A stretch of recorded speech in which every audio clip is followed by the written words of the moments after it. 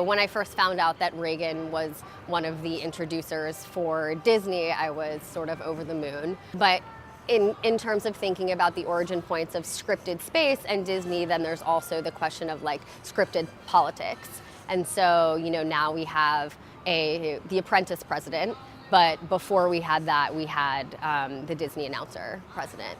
And also, I think specifically in this clip, he is introducing Frontierland, and he has this sort of nostalgia for pioneering and puts pioneering on this long trajectory of American progress. So just thinking about how his political career also follows that same narrative. So just thinking about Reagan on the one hand being our first actor president, now we have the Apprentice president, before we had the GE president, and we'll see a little bit more of that later, but also thinking about Reagan as the central architect of neoliberal governance in America, and both through the installation of Milton Friedman as his key economic advisor. Also, his central legacy was built on taking the highest tax bracket from 50% to 25%. And so the legacy that he left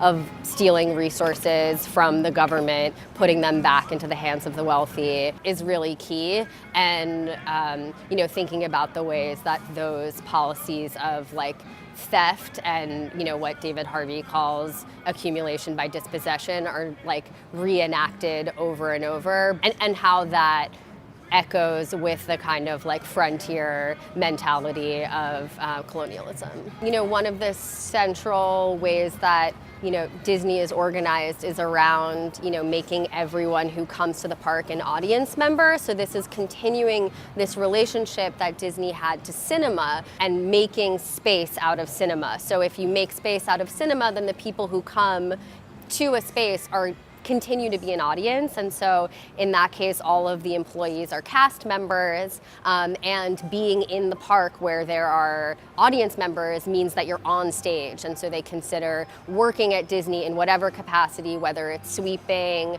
being in character, being a masked character, or being a faced character in a costume. All of those are considered on stage. And then there's backstage where you get to sort of lose your costume. And in many ways, just reading about the history of Disneyland and thinking about how they were already at that time considering fun and enjoyment as the product that they were supposed to be creating. So, thinking about the experience economy and the use of personality for work, we usually associate that with changes in the 70s, but this is already happening in 1955. So we're gonna watch the next clip, which is a little bit of the old world history of scripted space.